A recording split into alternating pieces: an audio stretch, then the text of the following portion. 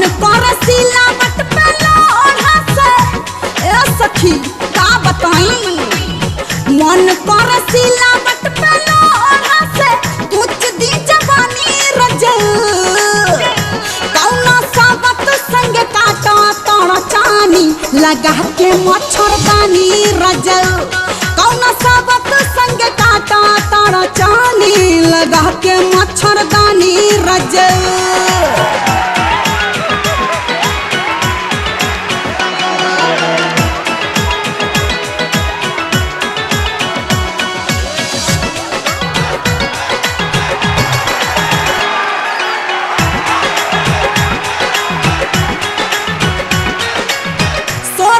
सिंगार हमर प्यार बिना तारा से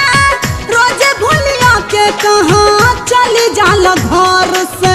रोजे भूलिया के कहाँ चली जाला घर सोरा हो सिंगार हमर प्यार बिना तारा से रोजे भूलिया के कहाँ चली जाला घर से नहीं के मिला खीरा पीरा से जिया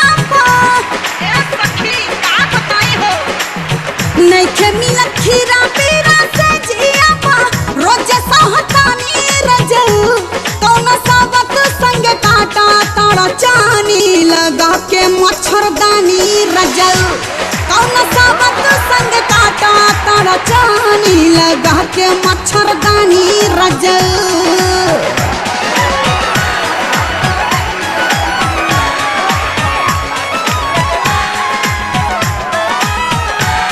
लटकाला फूल के नावा हो चोली में झार के लटकाला फूल के नावा हो चोली में झार के लटकाला फूल के नावा सूतला में काट जैसे लागता वेसेज हो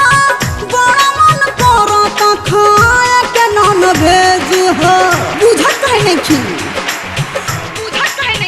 मरद के असली शान है मुछवे है अब मोच नहीं तो शान कैसा तू यहाँ बैठल बैठल चचा मुँह चैठत बड़ा वहाँ तो यार लड़का मुँह छिला के ड्रामा पार्टी में लौंडा डांस करत बा। अरे सरवा ये क्या कहता रे अगर तोर बात सांस निकलल तो ओकरा हाड़ी में बात धास के चल चल सूतला में काट जैसे लागता वेसेज हो बड़ा मन करता खाए के नॉन वेज हो कटले से कटत नहीं खेरतिया हो आहिर माई कटले से कटत नहीं खेरतिया मन होला पानी पानी रजल कौना साबत संग काटा ताड़ा चानी लगा के मच्छरदानी रजल कौना साबत संग काटा ताड़ा चानी लगा के मच्छरदानी रजल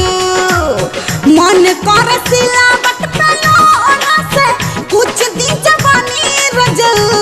कौना साबत संग काटा ताड़ा चानी लगा के मच्छरदानी रजल कौना साबत संग काटा ताड़ा चानी लगा के मच्छरदानी रजल लगा के मच्छरदानी